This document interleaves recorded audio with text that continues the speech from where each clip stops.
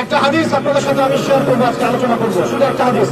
নবী করিম সাল্লাল্লাহু আলাইহি ওয়াসাল্লাম বলেছেন, যে ব্যক্তি লা ইলাহা ইল্লাল্লাহ মুহাম্মাদুর রাসূলুল্লাহ সাক্ষ্য দিয়েছে, তাকে তিনটা কারণ ব্যতীত অন্য কোনো কারণে হত্যা করা জায়েজ নেই। তার প্রথম কারণটি হচ্ছে বিবাহিত ব্যক্তি যদি ব্যভিচার করে। দ্বিতীয় কথা হচ্ছে যে ব্যক্তি আল্লাহ এবং তার রাসূল মুহাম্মদ সাল্লাল্লাহু আলাইহি ওয়াসাল্লামের শানে কটূক্তি করবে, সেই ব্যক্তি মুরতাদ হয়ে যাবে, হত্যাযোগ্য অপরাধ করেছে। চার মাযহাবের কোনো ইমামের মধ্যে কোনো ইখতিলাফ নাই যে এই অপরাধ করলে তার বেঁচে থাকার কোনো অধিকার নাই।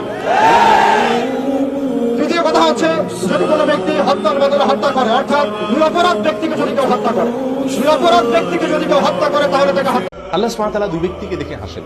তাদের ভিতরে এক ব্যক্তি হলেন তিনি, যিনি প্রচন্ড শীতের রাতে আরামের বিছানা ছেড়ে দিয়ে শরীরে থাকা লেপ কম্বল ইত্যাদির উষ্ণতাকে উপেক্ষা করে ঝেড়ে ফেলে দিয়ে উঠে দাঁড়িয়ে যান এবং ওযু করে নামাজ শুরু করেন।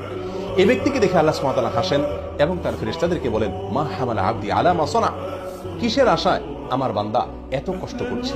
ফেরেশতাগণ তখন জবাব বলেন, রব্বানা রাজা আমা ইনদাক ওয়া শাফা